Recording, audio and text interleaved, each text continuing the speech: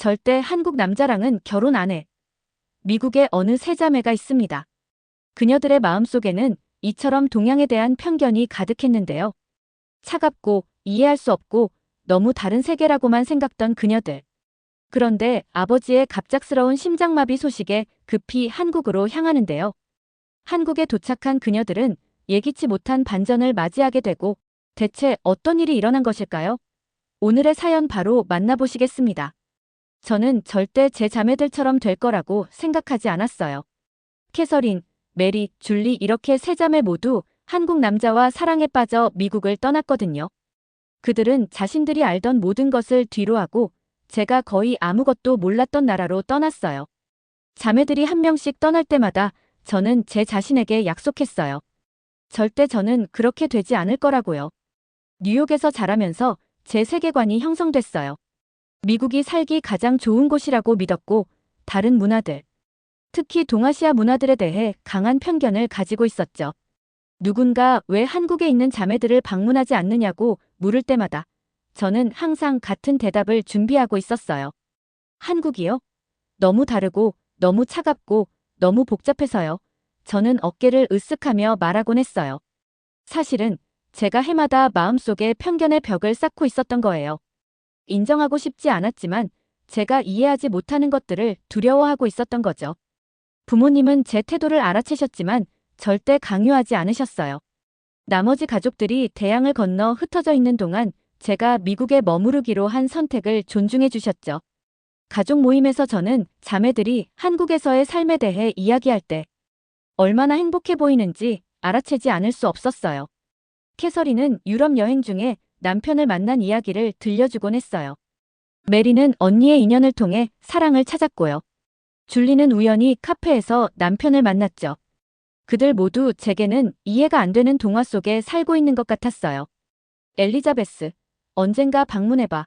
그들은 기회가 될 때마다 저에게 말하곤 했어요. 저는 항상 가짜 미소나 미국의 편안함을 선호한다는 농담으로 대답했죠. 난 여기 생활이 충분히 좋아 라고 말했지만 마음 한구석에서는 제가 무언가를 놓치고 있는 건 아닐까 하는 의문이 들었어요. 뉴욕의 제 아파트는 안전하고 익숙했어요. 저만의 일상이 있었죠. 사무실에서 일하고 금요일엔 친구들과 저녁 식사, 주말엔 쇼핑. 모든 것이 예측 가능하고 편안했어요. 저는 그런 것을 좋아했죠. 하지만 가끔 밤에 혼자 있을 때 창문에서 뉴욕의 스카이라인을 바라보면서 뭔가 빠진 느낌이 들었어요. 그게 뭔지 말할 수는 없었지만 분명히 거기 있었어요. 내 안에 작은 빈 공간이. 최근에 제 마음속에서 뭔가가 변하고 있었어요. 작은 호기심의 씨앗이 제 마음속에 자리 잡았죠. 만약 제가 지금까지 잘못 생각했던 거라면, 한국에 대해 제가 놓치고 있는 무언가가 있다면, 이런 질문들이 제가 혼자 있을 때 속삭이고 있었어요. 그 질문들이 제 편안한 미국 생활이 정말 전부인지 궁금하게 만들었죠. 어쩌면 제 자매들은 제가 아직 찾아보지도 않은 무언가를 발견한 건지도 몰라요. 하지만 그때 저는 고개를 흔들고 그런 생각들을 밀어냈어요. 그건 나한테 맞지 않아. 저는 스스로에게 말했어요. 난 그들과 달라. 난 여기에 속해 있어. 그래도 그 질문들은 완전히 사라지지 않았어요. 그것들은 조용히 기다리고 있었죠. 제가 가장 예상하지 못할 때 돌아올 준비를 하고 있었어요. 그날 아침은 다른 날들과 똑같이 시작하고 있었어요. 알람이 울리고 저는 눈을 비비며 일어나고 있었죠. 창밖으로는 뉴욕의 전형적인 봄날이 펼쳐져 있었어요. 햇살이 커튼 사이로 비집고 들어오고 있었고 거리에서는 사람들이 분주하게 움직이고 있었습니다. 커피를 마시며 이메일을 확인하고 있었는데 갑자기 전화가 울렸어요. 화면에 엄마의 이름이 떠 있었죠. 평소에 이 시간에 전화하시는 분이 아니라서 조금 이상하다고 느끼고 있었어요. 여보세요? 제가 말했어요. 왠지 가슴이 조금 불안하게 뛰고 있었습니다. 엘리자베스. 엄마의 목소리가 떨리고 있었어요. 아빠가 병원에 계셔. 그 순간 제 주변의 모든 것이 멈춘 것 같았어요. 숨이 막히는 느낌이 들고 있었습니다. 무슨 일이에요? 제 목소리가 떨리고 있었어요. 심장마비였어. 지금은 안정됐지만 의사 선생님이 수술이 필요하대. 엄마의 목소리에서 걱정이 느껴지고 있었습니다. 지금 바로 갈게요. 저는 이미 짐을 싸야겠다고 생각하고 있었어요. 전화를 끊자마자 정신없이 짐을 싸기 시작했어요. 손이 떨리고 있었고 생각이 빠르게 흘러가고 있었습니다. 비행기 표를 예약해야 해, 회사에 연락해야 해, 얼마나 오래 있어야 할까? 이런 생각들이 머릿속에서 빙글빙글 돌고 있었어요. 사무실에 전화해서 급한 가족일이 생겼다고 말했어요. 동료들은 모두 걱정하는 목소리로 얼른 다녀오라고 말해주고 있었습니다. 그렇게 말해주는 그들의 따뜻함이 느껴지고 있었어요. 집을 나서기 전 창밖을 바라봤어요. 평소에는 그저 배경으로만 여겼던 뉴욕의 풍경이 갑자기 낯설게 느껴지고 있었습니다. 평소에는 당연하게 여겼던 일상이 얼마나 쉽게 흔들릴 수 있는지 깨닫고 있었어요. 택시 안에서는 손톱을 물어뜯으며 초조하게 앉아 있었어요. 운전사는 라디오에서 흘러나오는 음악에 맞춰 콧노래를 부르고 있었지만 제 귀에는 들리지 않고 있었습니다. 머릿속에는 아빠 생각만 가득 차 있었어요. 공항에 도착해서 티켓을 구입하고 있는데 갑자기 깨달았어요. 제가 가는 곳은 미국이 아니라 한국이라는 것을요. 부모님은 몇 년 전에 은퇴하고 한국으로 돌아가셨거든요. 제 자매들이 모두 그곳에 살고 있으니까 부모님도 그들 가까이에서 살고 싶어 하셨던 거죠. 비행기 표를 손에 쥐고 있는데 이상한 기분이 들고 있었어요. 항상 한국 방문을 미뤄왔는데 이렇게 급하게 가게 될 줄은 몰랐어요. 마음속에서는 무서움과 걱정이 뒤섞여 있었습니다.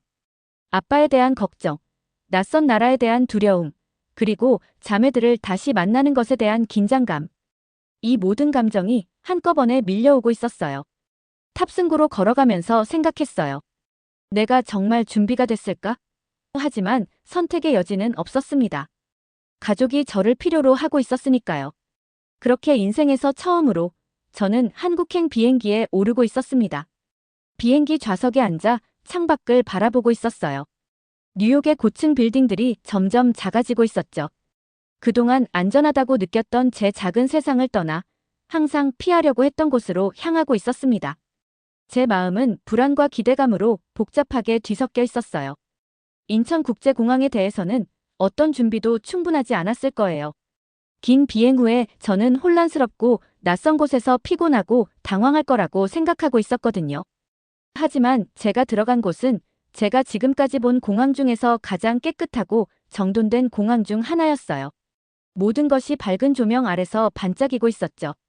한국어와 영어로 된 명확한 표지판들이 길을 안내하고 있었고 빠른 인터넷도 어디서나 사용할 수 있었어요.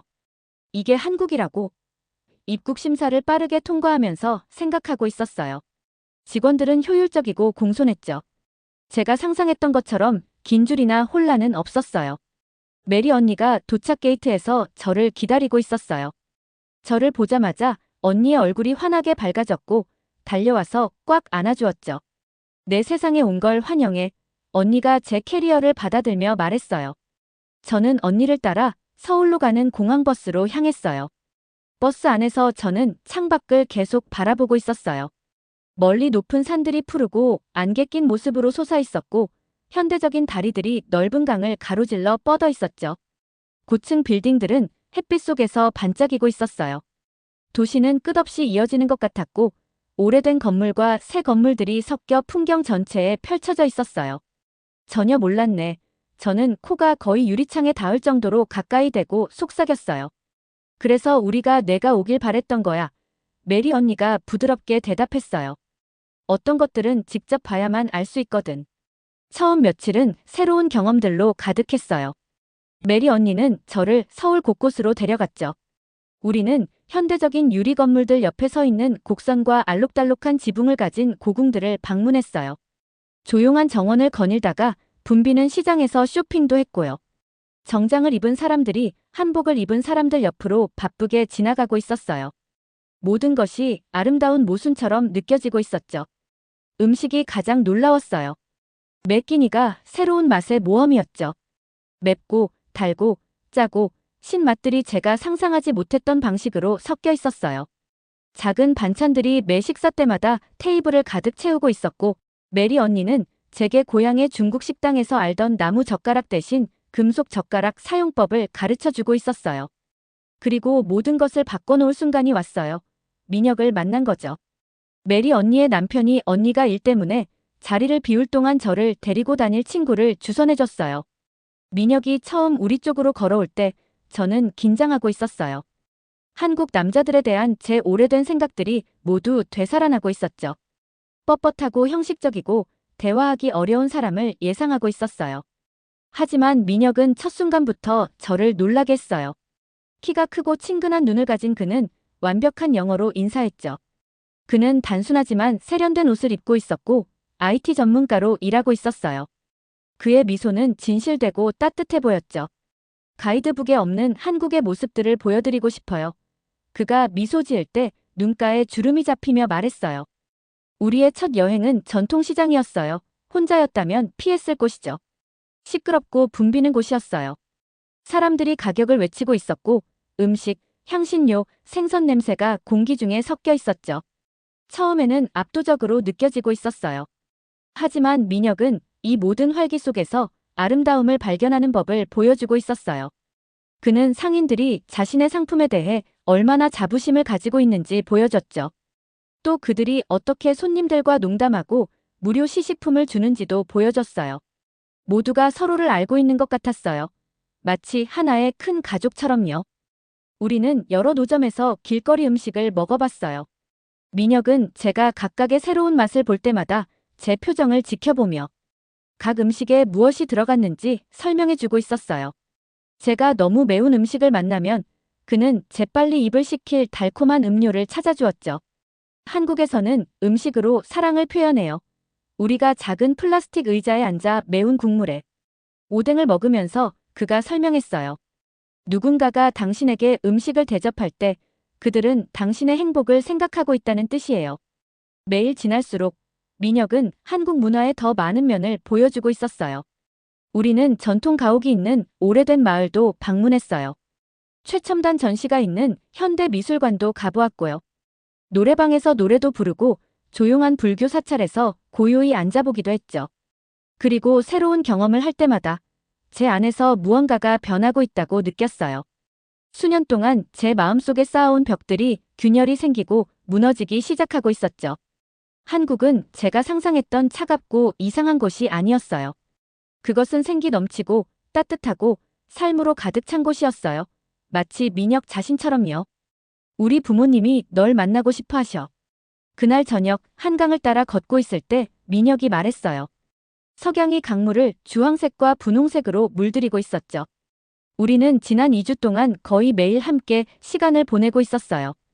우리의 우정은 천천히 뭔가 더 깊은 관계로 발전하고 있었지만 아직 둘 다 그것을 소리내어 말하지는 않고 있었죠. 저는 걸음을 멈췄어요. 그의 부모님을 만나는 건 큰 단계처럼 느껴지고 있었거든요.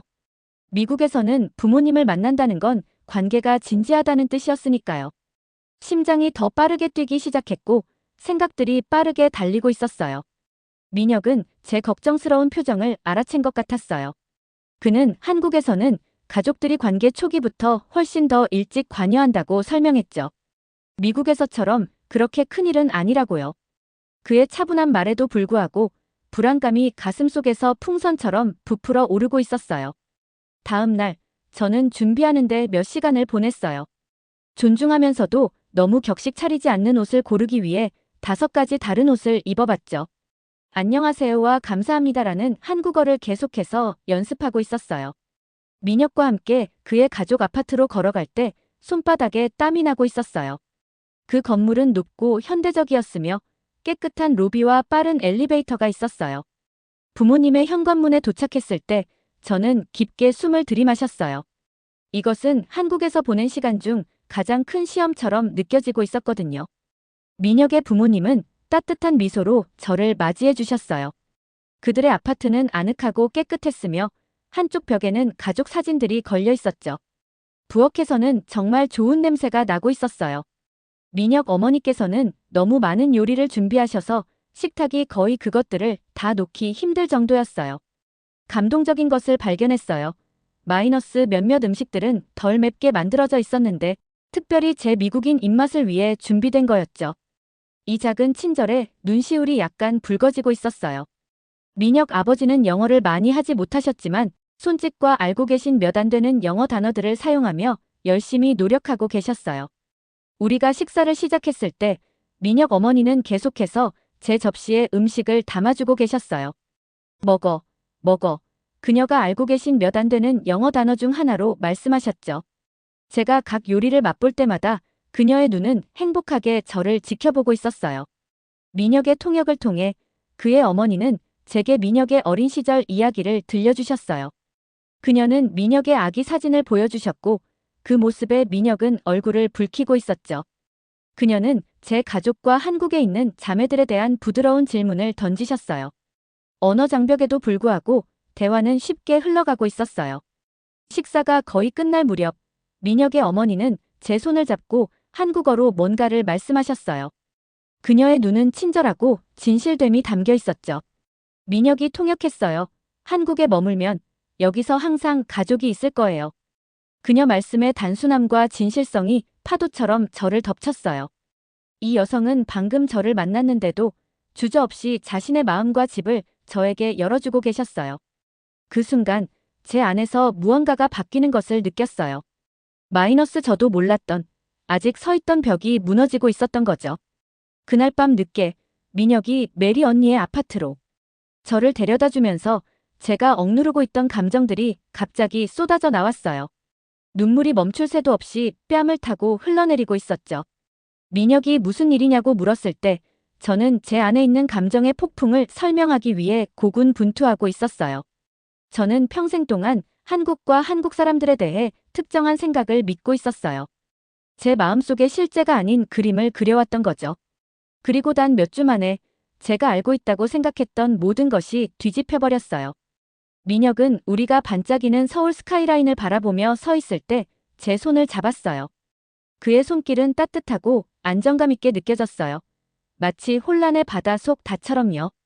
도시의 불빛이 그의 눈에 반사되고 있었고 그는 때로는 우리가 생각하는 자신을 놓아주어야 진정한 자신이 될 수 있다고 부드럽게 말하고 있었어요. 눈앞에 펼쳐진 거대한 도시를 바라보며 서 있는 동안 저는 무서우면서도 설레는 무언가를 깨달았어요. 저는 사랑에 빠지고 있었어요. 민혁뿐만 아니라 한국 자체에도요. 그 생각에 심장이 빠르게 뛰고 있었어요. 이건 제 계획의 일부가 아니었어요. 이건 제가 되어야 했던 사람이 아니었죠. 아니면 그랬을까요? 한국에 도착한 이후 처음으로 저는 제가 항상 계획했던 것과는 다른 미래를 상상해 보았어요. 제 마음이 두 곳에 동시에 속하는 미래. 민혁과 제가 한때 이해하기를 거부했던 이 나라를 포함하는 미래. 그 생각은 동시에 무섭고도 아름답게 느껴지고 있었어요. 한국에서의 한 달이 끝나가고 있었어요. 시간이 마치 손가락 사이로 흐르는 물처럼 너무 빨리 지나가고 있었죠. 이렇게 짧은 시간 동안 제 안에서 얼마나 많은 변화가 있었는지 믿기 힘들었어요. 어느 저녁 민혁과 저는 다시 한강 근처에 서 있었어요. 이곳은 우리에게 특별한 장소가 되어 있었죠. 강물에는 도시의 불빛이 마치 땅으로 떨어진 별처럼 반사되고 있었어요. 부드러운 바람이 밤꽃들의 향기를 실어오고 있었습니다. 내가 더 오래 머물 수 있으면 좋겠어. 민혁이 부드럽게 말했어요. 어쩌면 우리가 함께 미래를 만들어갈 수 있을지도 몰라. 그의 말에 제 마음은 기쁨과 슬픔을 동시에 느끼고 있었어요. 머물고 싶다는 생각에 설렘이 가득했지만 미국에서의 제 삶을 떠나는 것도 두렵게 느껴지고 있었죠. 잘 모르겠어. 제가 솔직히 말했어요. 내 직장, 친구들, 아파트. 모두 미국에 있잖아. 이런 말을 하고 있었지만 예전만큼 중요하게 느껴지지는 않았어요. 집으로 돌아가면 무엇이 기다리고 있을까? 과연 그것이 여기서 찾은 것들과 비교될 수 있을까요?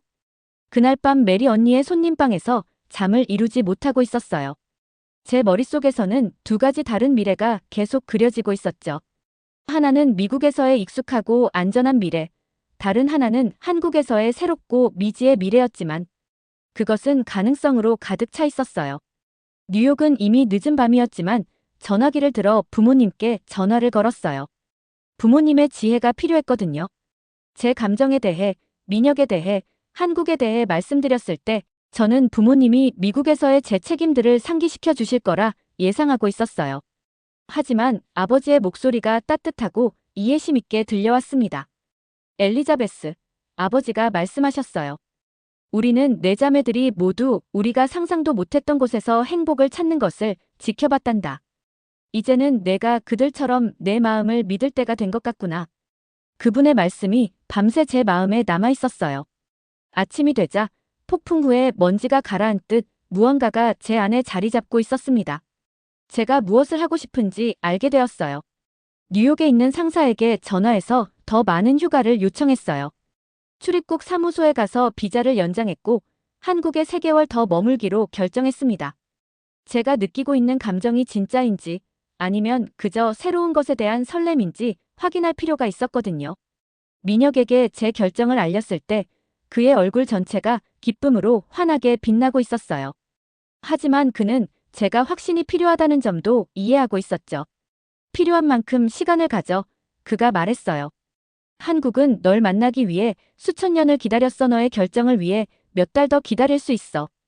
그 후 며칠 동안 저는 이곳에서 작은 삶을 만들어가기 시작했어요. 일주일에 3번 아침마다 한국어 수업을 듣기 시작했죠. 한때는 이상한 기호처럼 보였던 글자들이 천천히 이해되기 시작하고 있었어요. 길가의 간단한 단어들을 읽을 수 있게 되었을 때 자랑스러운 마음이 들었습니다. 민혁의 더 많은 친구들과 가족들을 만났어요. 각자 모두 저를 열린 마음으로 환영해 주었고 미국에 대해 궁금해하면서도 외국인으로서보다는 한 사람으로서의 저에게 더 관심을 보여주고 있었습니다. 혼자서 서울의 여러 부분을 탐험하며 길을 잃었다가 다시 찾기도 했어요. 이런 작은 성취들이 저를 더 강하고 이곳에 더 편안하게 느끼게 해주고 있었죠. 한때 이해하기 불가능해 보였던 지하철 시스템이 이제는 저의 일상적인 교통수단이 되어 있었어요. 어느 저녁 민혁과 저는 도시를 내려다보는 벤치에 앉아 있었어요. 해가 지고 있었고 하늘은 보라색, 주황색, 금색으로 이루어진 그림처럼 변하고 있었습니다. 그 순간 저는 중요한 것을 깨달았어요. 제 자매들은 제가 항상 생각했던 것처럼 미국에서의 삶을 포기한 것이 아니었어요. 그들은 세상을 보는 새로운 방식으로 자신들의 삶을 더 크고 풍요롭게 만들었던 거였죠. 예전에는 한국이 너무 다르고 너무 차갑고 너무 복잡하다고 생각했어. 제가 민혁에게 말했어요. 하지만 이제 내가 정말로 두려워했던 것은 변화, 새로운 사람이 되는 것이었다는 걸 이해하게 됐어. 민혁은 미소를 지으며 제 손을 잡았어요. 그는 저에게 지금 제가 누구인지 물었습니다. 저는 제가 알고 있다고 생각했던 모든 것에 도전했던 이 도시를 바라보고 있었어요. 이곳은 저로 하여금 잘못된 생각들을 마주하고 그것을 넘어서 성장하도록 만들었죠. 이제 나는 사랑을 위해 바다를 건너는 것을 두려워하지 않는 사람이 됐어. 제가 말했어요. 실제 바다와 내 마음속 두려움의 바다 모두를 말이야. 어둠이 내리면서 도시의 불빛들이 하나둘씩 켜지기 시작했어요. 마치 밤하늘에 별들이 나타나는 것처럼요. 그 순간 저는 중요한 여정을 마쳤다는 것을 알고 있었어요. 단지 미국에서 한국으로의 물리적인 여행만이 아니라 무지에서 이해로, 두려움에서 사랑으로 가는 여정이었죠. 한국은 더 이상 피해야 할 낯선 나라가 아니었어요. 이제는 2번째 고향이 되어 있었고 민혁과의 사랑뿐만 아니라 더 진실된 나 자신을 발견한 곳이 되었습니다. 제 마음을 둘러싼 벽들은 무너져 내렸어요. 그 자리에는 제가 필요로 하는지도 몰랐던 세계와 저를 연결하는 다리들이 서 있었죠. 민혁과 저는 손을 잡고 도시의 거리를 걸으며 어떤 여정은 목적지에 도착했다고 해서 끝나는 것이 아니라는 것을 깨닫고 있었어요. 때로는 여정에서 가장 중요한 부분은 도착한 후에 일어나는 일이죠. 그리고 저의 새로운 여정은 이제 막 시작되고 있었습니다. 잘 들으셨나요? 세상에는 가슴 따뜻한 이야기들이 가득합니다. 힐링 사연은 해외에서 전해지는 감동적인 사연들을 소개하며 다양한 이야기들을 통해 위로와 희망, 그리고 하루의 힐링을 선물해드립니다. 조그마한 힐링이 되셨다면 구독과 알림 설정도 큰 힘이 되어요. 다음 영상에서 더 좋은 사연으로 찾아뵙겠습니다. 시청해주셔서 감사합니다.